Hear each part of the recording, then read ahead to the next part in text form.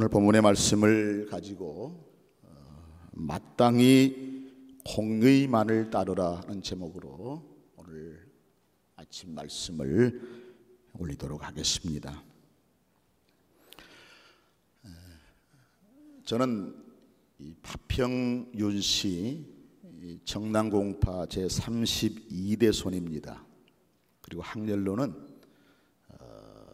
식, 또 다른 한자로는 상자를 사용합니다. 제 학렬이 꽤나 높은 편입니다. 저희 한평에 가면 저희 파평윤 씨들이 많이 사시는데 저와 학렬을 같이 쓰신 분들은 이미 어르신들이시거나 또 고인이 되신 분들이 많이 계십니다. 근데 제가 쓰는 그 학렬자의 이름들을 보면 몇 세기 만에 한 번씩 나올까 말까 한 재미있고 의미심장한 이름들이 굉장히 많습니다. 식자 어르신들을 보면 신식이가 있습니다. 그래서 저희 문중에 상당히 신식입니다. 또 어떤 분은 삼식이가 계시더라고요. 어떤 분은 병식이가 계십니다. 어떤 분은 노식이, 어떤 분은 헌식이. 참 이름도 볼만했어요. 거기다 오식이, 주식이. 또 상자를 보면 어떤 분들이 계셨냐 하면 제 이름이 건상입니다. 그래서 늘 저희는 푸짐하게 식탁이 풍성한 그런 건상을 가지고 살아갑니다. 또 저희 상자 중에 병상, 늘 병상에 계신 분들이 많이 계시고요. 의상하신 분들이 많이 계시고, 인상, 용상. 여러분 역도에 인상과 용상이 있는 거 아시지요? 저희 문중에서 최초로 만들어낸 그런 종목입니다. 거기다가 주상, 아세라 주상인지 하여간 그런 어른도 계셨습니다.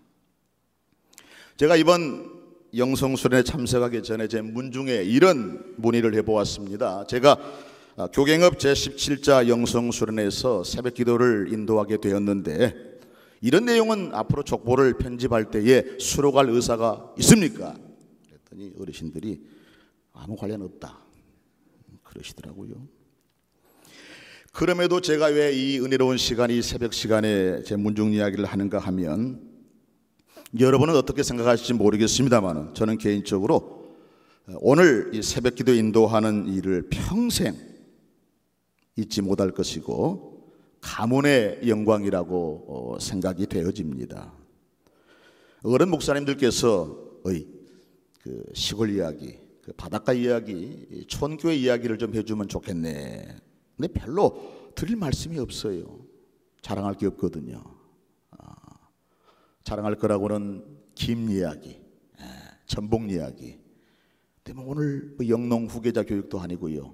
하나님 말씀 듣는 시간이어서 그냥 주신 말씀을 가지고 함께 은혜를 나눠보려고 합니다. 어쩌면 저는 이번 수련에 참석하신 우리 동역자님들 가운데 가장 먼 거리를 달려왔습니다. 육로로 정확히 380km.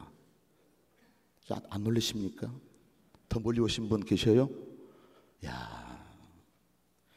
또한 이제 대한민국 한반도 국토의 최남단 해남하고도 해남을 딴끝 그러는데 정말 제가 머무는 선교하는 그 지역이 땅끝입니다. 조그마한 시골 교회를 섬기는 종이 우리 한국 교회의 큰 어른들이시고 땅에 떨어진 한국 교회의 리더십과 이 나라 이민족의 영성 회복을 위해서 눈물로 기도하시는 대표회장님을 비롯한 여러 정교하는 목사님들과 사모님들 앞에서 감히 강단에 서게 되었기 때문이겠지요. 또한 경기도 안성시 양성면 덕봉 1-2번지에 위치한 여기가 바로 그 지역입니다. 사랑의 위 안성수양관 강단에 서게 되었기 때문에 저는 아마 이 순간을 평생 잊지 못할 것이고 천국 가는 그날까지 아름다운 추억으로 간직하고 싶습니다. 우리 교갱협에서 강사를 세우실 때 보니까 이번에는 우리 농어촌 후배들에게도 한번 강단에 설 기회를 주시면 좋겠다, 이런 말씀을 하셨던 것 같아요. 여러분 다른 모임, 다른 수련회 가보시면 지극히 정치적 인사들이 강단에 서시잖아요. 그리고 또 지극히 계산된 분들, 봉투의 두께를 따라서 강단에 세우시잖아요.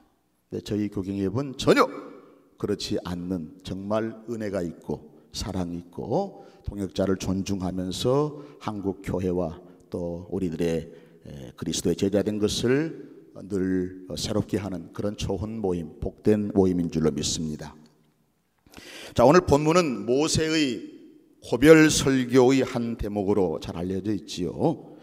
모세는 하나님의 공동체인 이스라엘이 하나님의 인도하심을 따라서 아름다운 땅 가나안에 들어가게 될 것인데, 그 땅에 들어가 살 때에 어떤 것들을 주의할 것인가, 크게 주의할 사항들을 계속해서 설교로 말씀해 주셨습니다.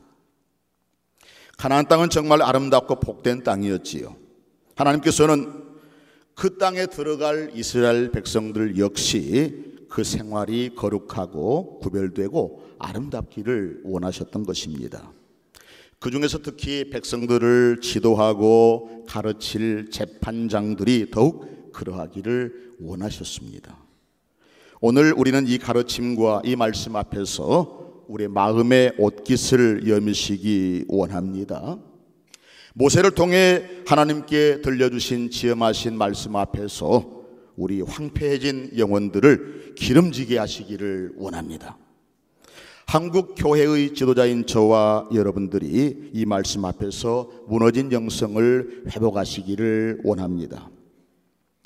성령의 임재와 자기 갱신을 원하는 저와 여러분이 이 말씀 앞에서 가슴이 뜨거워지기를 원합니다.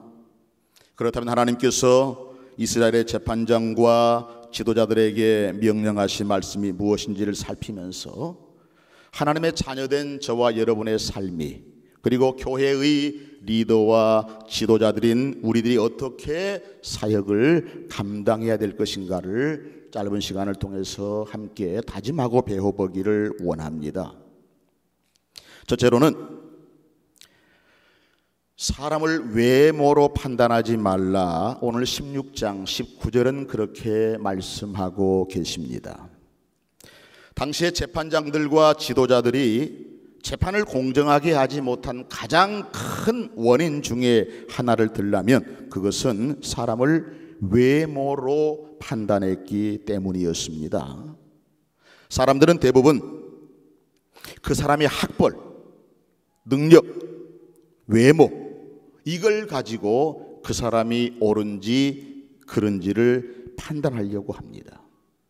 그리고 어떤 상황에서 시시비비를 가리게 될 때 해도 이게 그 사람의 선입견이 되고 그게 그 사람의 판단 근거 자료가 되어서 결국 공의롭지 못한 결과를 가져오기 쉽습니다. 여러분, 우리는 이 말씀을 들으면서 어떻게 그게 가능합니까? 어떻게 그게 교회에서 적용이 될 수 있습니까? 라고 말씀하지만 여러분, 우리 현실 속에는 이게 이미 뿌리 깊게 내려진 병폐입니다. 여러분, 그 사람의 가방끈과 인격이 늘 비례한다고 생각하시나요? 그 목사님의 서재에 꽂힌 책 수량만큼 영성이 비례할까요? 그 사람은 허우대가 멀쩡하다고 해서 그 역시, 그 사람의 속사람 역시 그렇다고 생각하십니까? 목소리를 거룩하게 깔고 할렐루야 외치면 정말 그분이 진정한 그리스도의 제자이고 성령 충만한 목사라고 말씀할 수가 있을까요? 우리는 단호하게 NO라고 하면서도 나도 모르는 순간 그래, 그럴 거야, 이렇게 인정하려 드는 게 오늘 우리들의 현 주소인 것 같습니다. 성경은 분명하게 말씀하십니다. 내가 보는 것은 사람과 같지 아니하니 사람은 외모를 보거니와 나 여호와는 중심을 보느니라. 할렐루야.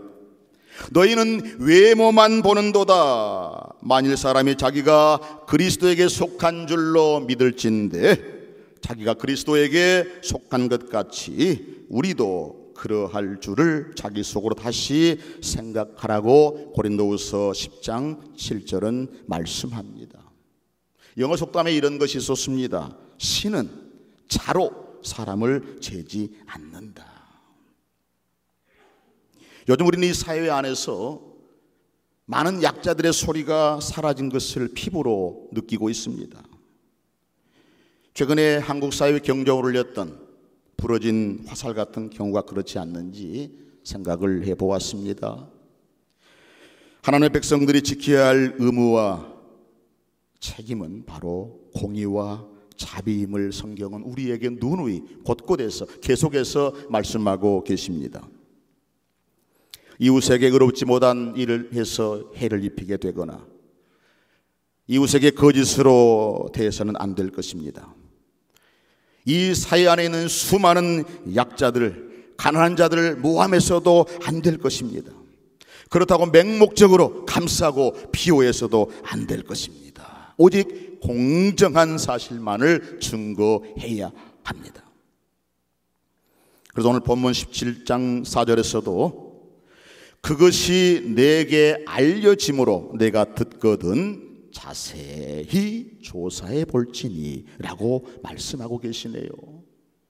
혹 이스라엘 백성들 중에 여호와 하나님 목전에서 악을 행하여 다른 신을 섬겼다는 소식이 들려온다 할지라도 그 사실마저도 정확히 확인해서 피해보는 사람, 억울한 사람이 없도록 하라는 말씀인 것 같습니다.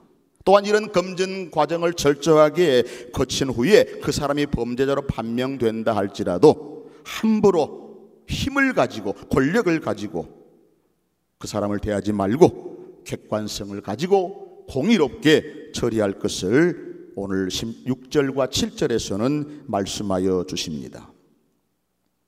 가끔의 한국 사회를 풍자하는 말이라고 생각이 됩니다만 이런 말들이 있잖아요. 예쁘니까 용서해 주지. 참 하나님도 그러실지 모르겠습니다. 하나님이 그 기준으로 용서하신다면 글쎄 저희는 애당초 접어야지요. 과거는 용서해도 못생긴 것은 용서 못해. 과거가 사마리아 같은 여자일지라도 예쁘면 그게 용서된다는 말 같아요. 좀 뉘앙스가 그렇습니다. 그래서 사람들은 기를 쓰고 뜯어 고치려고 하는 것 같습니다. 저도 금년 초에 나이 때문에 눈이 처져서 결국 되긴 됐습니다만 이런 재미있는 예화가 있었습니다. 어느 교회 여집사님이 오나곤판이 좋지 않으셔서 성형수술을 해야 되는데 신앙 양심상 가책을 하나님 저에게 은혜를 주셔서 좀 성형을 하게 허락해 주세요. 하나님이 그 집사님의 간절한 기도를 들으시고 따라 그리하라. 워낙 견적이 많이 나왔습니다. 온판을 다 바꾼 거죠. 퇴원해서 지내다 그 다음 날 불행하게도 교통사고로 죽었습니다. 하나님께 따진 하나님 언제는 수술하라고 허락하시더니 왜 나를 천국으로 데려오셨습니까? 하나님께서 말씀하시기를 멋쩍어 하시면서 내가 천사를 보냈는데 천사가 너를 잘못 알아봐가지고 너를 데려왔단다. 오늘날 우리 한국 사회는 사람을 외모로 판단하는 경향이 매우 팽배해져 있습니다. 학벌과 외모와 능력이 잣대가 돼서 그것이 그 사람의 도덕적 기준이 되는 것처럼 이렇게 우리는 살아가고 있습니다. 또한 학연과 지연을 가지고 우리는 살아가고 있습니다. 내 식구 쪽으로 팔이 굽어져 있습니다. 그래서 법을 집행하는 사법부 역시도 굽어진 판결을 내림으로 신성한 법이 신뢰를 잃어가고 있습니다. 우리는 이 나라의 사법부를 위해서도 기도해야 할 것입니다. 그런데 여러분 그 동네 얘기만 하지 마시고요. 오늘 우리 총회 안에도 참 어린 종이 볼 때 이런 일들이 얼마나 많이 자행되는지 모르겠어요. 안타깝기 그지없습니다. 노회나 총회의 권위가 이미 땅에 떨어졌습니다. 사회법이 총회법 위에 당당하게 군림하고 있습니다. 뻔한 불법임을 한국교회가 다 알건만 법정에 서신 어른들이 이름 있는 변호사, 전관 예우급 변호사에게 많은 돈을 주고 그분들을 수임해서 재판에 승소할 경우에 어떠시던가요? 노예법, 총회법이 무시됩니다. 이런 일이 매년 우리 교단 안에 일어나고 있습니다. 그분들 보세요. 이기고 나서 노예 안에 총회 안에 들어오셔서요, 더 당당해지십니다. 더 떳떳해지십니다. 마치 개선 장군인 양, 정말 하나님 앞에 한 점의 흠과 티가 없는 전적으로 의로운 자처럼 하나님 공의의 말씀을 거룩한 척 전하기도 하고, 총회 앞에서 가장 의로운 분들처럼 총행무진하는 인사들 많이 봅니다. 그리고 자신에게 도전하는 세력들을 제거하는 위장된 공의, 거짓된 공의만을 일삼고 있지 않습니까? 그럼 우리는 또 그분들 놔두고요, 오늘 우리가 교회 안에서 이런 잘못된 일을 범하지 않는지 함께 고민할 필요가 있습니다. 우리 주님께서는 우리에게 양무리를 맡기셨는데, 내가 맡은 양무리 가운데는 정말 가난한 분들이 많이 계시잖아요. 나이 들어 유일하게 저 천국의 소망을 가지신 분들도 계십니다. 세상에서 실패하고 낙오된 분들, 많이 배우지 못하신 분들, 몸과 정신이 온전치 못하신 분들이 얼마나 많은지요. 사회에 소외당하고 무시당해서 기죽어 있는 분들도 많이 계십니다. 더 이상 설 자리 없어 겨우 주님 손 부여잡고 교회 안에 들어와 있는 이런 분들도 계시더군요.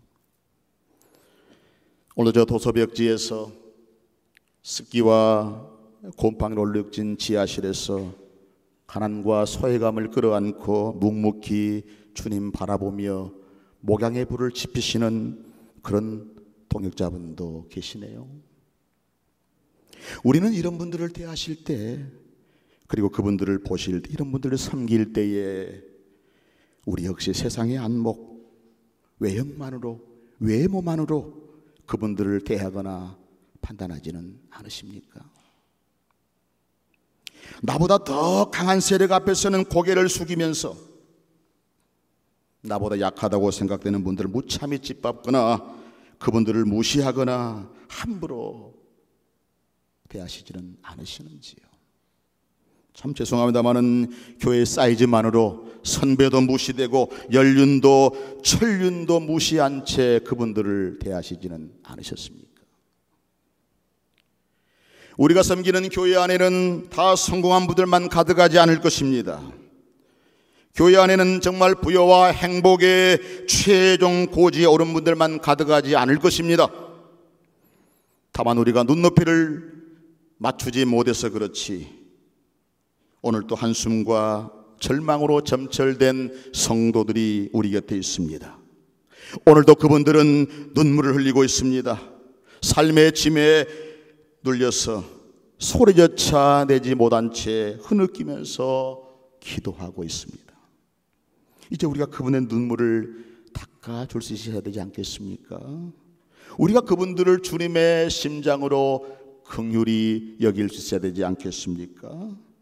우리가 그분들의 아픔을 안고 우리가 함께 내가 창자가 끊어지는 듯한 고통을 느끼며 주님께 기도해야 될 줄로 믿습니다.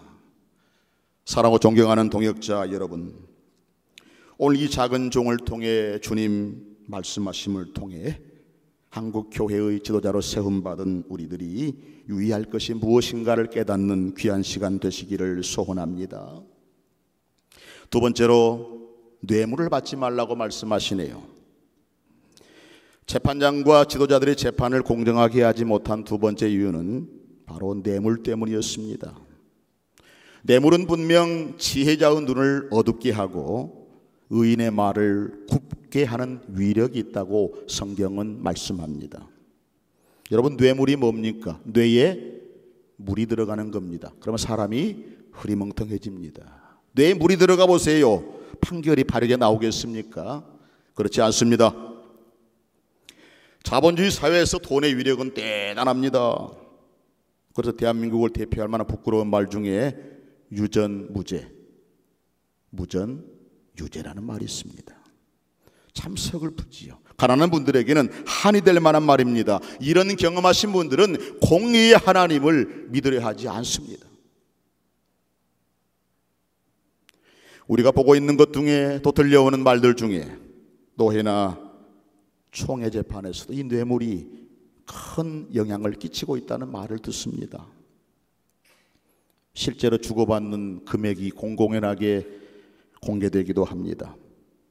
결국 뇌물은 재판에 결정적인 영향을 끼쳐서 억울한 사람이 생기기도 하고, 성도들이 상처를 받기도 하고, 교회가 멍이 들기도 하고, 목회자들이 가슴을 치기도 합니다. 정말 개탄할 일들입니다. 공의를 실현할 교회가, 그리고 노회가, 총회 재판이 뇌물로 인해서 굽어지고 있습니다. 분명 재판관들과 지도자들은 단호하게 뇌물을 거절해야 할 것이겠지요. 더 나아가서 정직하고 공의롭게 재판할 책임이 있습니다. 또한 재판을 받거나 결정을 받아야 할 사람 역시 뇌물을 주어서는 안 됩니다. 오늘 16장 말씀 가운데 보면 그 당시도 뇌물을 주는 게 관행처럼 되어 있었던 것 같습니다. 지금 우리 사회가 그래서 이 말씀이 현실과는 좀 동떨어진 느낌이 들기도 하네요. 하지만 여러분, 우리 역시 이 안에서 자유로울 수가 없는 것 같습니다. 여러분, 어르신들 기억나시지요? 예전에 면사무소에 민원을 처리하려고 하거나 서류를 발급보도록 할 때 보면 급행료라는 게 있었습니다. 기억나시지요? 그때는 모든 서류를 면서기가 직접 수기로 작업을 하기 때문에 동네 아주머니가 청자 한 갑 사가지고 가서 면직원에게 찔러주면서 아재, 알제? 눈 깜빡거리면 가장 밑에 있던 서류가 신분이 급상승해서 맨 위로 올라오잖아요. 그런 경험들 안 해보셨어요? 안 해보신 것처럼. 여전히 세상은 그런 게 효력이 있습니다. 여전히 뇌물은 당당하게 그 값어치를 드러냅니다. 이런 폐단이 여러분 교회 안에 얼마나 많이 들어와 있습니까? 금년 초 동기 목사님으로부터 가슴 아픈 말을 듣게 됐습니다. 이 목사님은 슬하에 아들 둘을 두셨는데 장남은 어릴 때부터 목회를 하겠다고 해서 지금 종신대학교에 재학 중에 있습니다. 근데 문제는 둘째 놈이 자기도 갑자기 신학을 하겠다고, 총신 가겠다고 그러더래요. 자, 여러분 목사님들이시잖아요. 어떻게 반응 보이시겠습니까? 당연히 복된 일이고 귀한 일이기에 우리가 축복하면서 진로를 인도해 주어야지요. 그런데 이 목사님은 첫 아이 때는 몰랐는데 둘째가 신학하겠다고 하는 겁이 덜컥 나더랍니다. 이유가 뭐였을 것 같습니까? 이유인즉 요즘은 글쎄요, 이런 말씀까지 드리는 게 참 가슴 아픕니다만은 우리 목사님들 목회지 이동할 때에 이동하려고 하면 수수료가 붙는 거 아시지요? 자신은 아들 두 녀석 수수료 될 만한 능력이 안 된다는 거예요. 그래서 반대했다고 그러더라고요. 그게 뭐 믿음이 없는 건지, 제가 목사일까 저런 말 할 수 있는 건지 참 입맛이 씁쓸하고 속상했습니다. 정말 거북스러웠습니다. 이 얘기 들으신 여러분 아마 처음 듣는 분도 계실 거예요. 정말 속이 거북하죠. 오늘 아침 식사 못 하실지 모르겠어요. 근데 여러분, 이건 공공연한 비밀입니다. 교회가 후임자를 정빙할 때에 전임자에게 은퇴 비용을 요구하잖아요. 심지어는 어떤 전임자께서는 교회에서 마련하신 은퇴비 외에 플러스 알파 이걸 후임에게 요구합니다. 매뉴얼이 있어요. 교회 몇 명당 얼마. 여러분, 성직 매매 아니겠습니까? 이렇게 해서라도 뒷돈을 챙기려는 목회자, 평생 목숨 다해 섬기셨던 교회를 떠나는 목사님에게 마땅히 드릴 은퇴비마저도 후임에게 전가시키려는 장로님들. 그런데요, 이런 틈새에 끼어서라도, 다시 말해서 수억을 싸다 주고서라도 목회하려는 그분들, 여러분 어떻게 이해하시렵니까? 그런데 여러분 아시지요? 그런 분들이 줄 서 계시다는 게 한국 교회의 미래를 매우 어둡게 합니다. 앞으로 우리 교회가 어떻게 흘러갈지, 이 조국 교회가 어떻게 흘러갈지 심히 안타까운 순간입니다. 저는 이런 야무진 꿈이 있습니다. 앞으로 제가 꼭 총신 재단 이사장 내지는 운영 이사장이 돼서 딱 두 가지를 바꾸고, 하나는 학교의 커리큘럼을 좀 바꾸고 싶어요. 학과는 돈과 목회. 두 번째는 입시 면접할 때에 재산 5억 이상 보유한 학생만 입학하도록. 그래야 저런 목회가 어떻게 해야 먹겠습니까? 근데 불행인지 다행인지 저희 노예 형편상 제가 뭐 이사장은 고사하고 총대나 한번 왔다가 은퇴할지 별로 관심 없는 얘기 같습니다.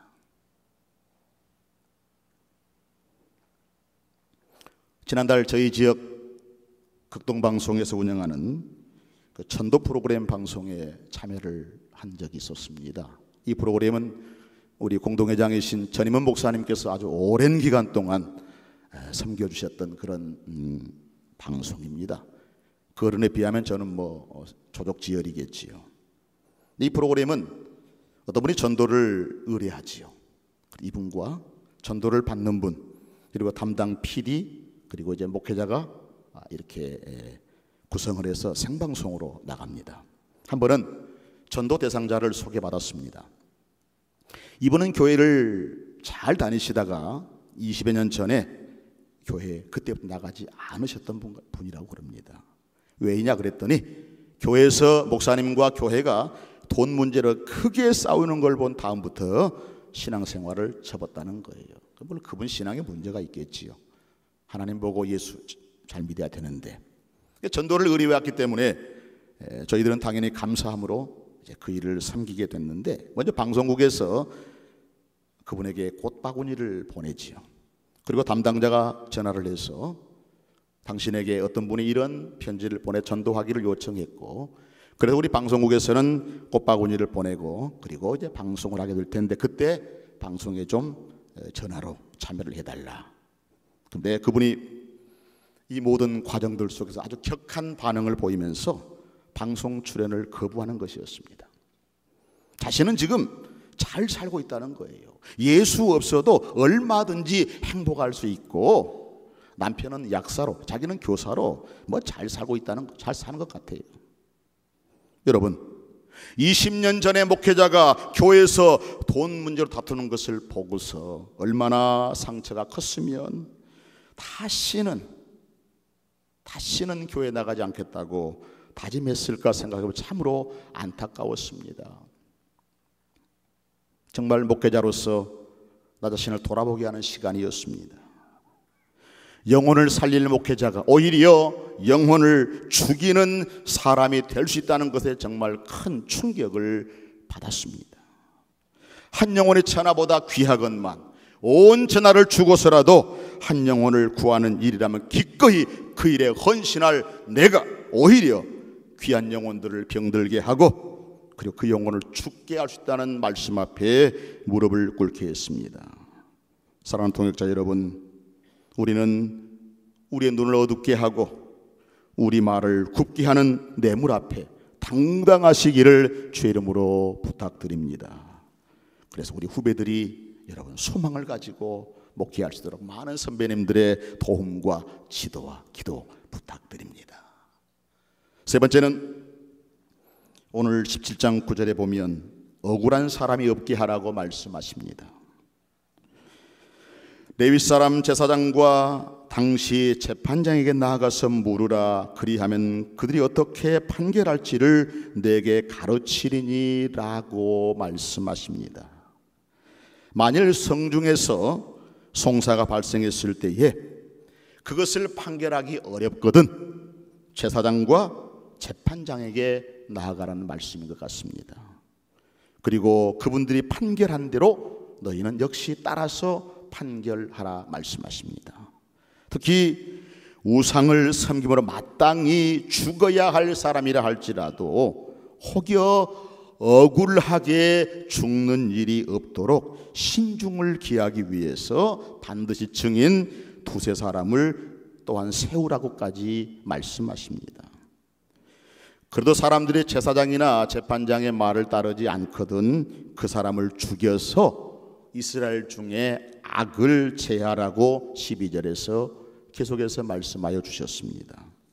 악은 이스라엘로 하여금 거룩하게 못할 요소이기 때문에 하나님이 그렇게 말씀하셨지요.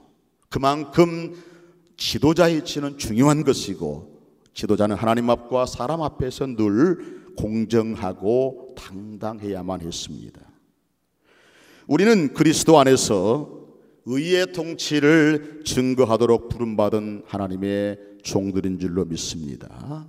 따라서 우리는 내가 섬기는 공동체와 내가 섬기는 교회 안에서 하나님의 의를 이루어가기 위해 늘 최선을 다해야 합니다. 단 한 생명이라도 나로 인해서 억울한 일을 당하게 해서는 안 될 것입니다. 그리고 먼저 내가 의로운 삶을 이루어야 할 것입니다.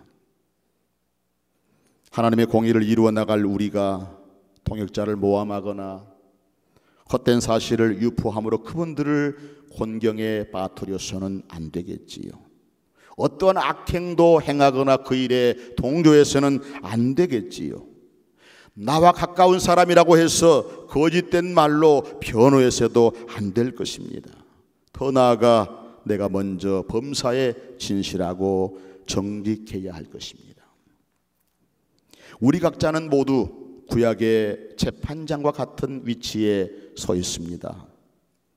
법복을 입은 사람만이 판사가 아니고 우리야말로 주의 나라의 의를 이루어갈 진정한 판사들입니다. 장차 우리는 하늘 보좌에 주님과 함께 앉아서 세상을 심판할 자들이기 때문이지요. 오늘도 세상은 힘이 판을 칩니다. 돈과 권력이 큰 소리를 냅니다. 그래서 세상은 이게 곧 의로운 것처럼, 이게 전부인 것처럼 이야기를 하지요. 이런 논리 때문에 때론 약한 자, 가난한 자, 소수의 사람들이 억울함을 당합니다. 하지만 하나님의 공의가 지배하는 교회 안에서는 이런 일이 결코 있어서는 안 될 것입니다. 목회작실은 세상 조류에 편승해서도 안 되겠지요. 우리마저도 힘과 권력을 이용해서 억울한 사람을 양산해 낸다면 하나님 앞에 섰을 때에 결코 자유롭지 못할 것입니다. 하나님은 공정하신 분이시고 의로우신 분이십니다. 때문에 하나님은 억울한 걸 절대 용납하지 않으십니다. 오히려 억울함 당한 자의 호소를 들으시고 그리고 응답하십니다. 가인이 아우아벨을 죽였지요. 하나님 가인을 부르십니다. 네 아우의 핏소리가 땅에서부터 내게 호소하느니라. 하나님은 분명 억울함 당한 자의 호소와 눈물을 기억하실 것이고 그렇게 만든 당사자에게 반드시 그 책임을 물으십니다. 우리는 그런 찾음과 물으심 앞에 자유롭게 되시기를 주의 이름으로 소원합니다. 말씀을 마칩니다. 우리 주님께서 거룩하신 보혈을 흘려서 구원하신 성도들을 약속의 나라, 하나님의 나라까지 인도할 리더로, 지도자로, 목회자로 저와 여러분을 부르신 하나님 앞에 오늘 또 여러분 감사함으로 나아가시기를 원합니다. 또한 영적 침체 늪에 빠진 이 교단을 성결의 영으로 세워갈 중차대한 사명과 지도자로 저와 여러분이 부름받으심을 믿으시기를 원합니다. 한국교회의 교단 중에 어쩌면 가장 큰 책임과 사명감을 부여받은 우리 교단의 미래를 책임질 하나님의 사명자로 초청되신 저와 여러분 사람을 외모로 보지 마시기를 바랍니다.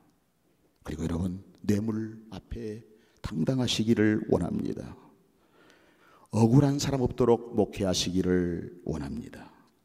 혹시 내가 가진 힘, 이 권력을 잘못 사용해서 동역자들에게 피해를 주거나 억울한 일을 행했던 게 있다면 이 아침 주님 앞에서 해결받으시기 원합니다. 혹 교회와 성도들에게 아픔과 고통을 준 일이 없는지 살피면서 이건 역시 주님 앞에서 해결받게 되시기를 소원합니다. 혹시 교단을 바로 세운다는 미명하에서 오히려 교단의 미래를 어둡게 한 일은 없었던지 오늘 말씀 명명백백하게 드러내 보시기를 소원합니다. 혹시라도 오늘 이 작은 종에 증거한 말씀이 우리 심장 맥박을 뛰게 했다면 여러분 그 부분 앞에서 참회의 눈물로 주 앞에 나아가시기를 원합니다.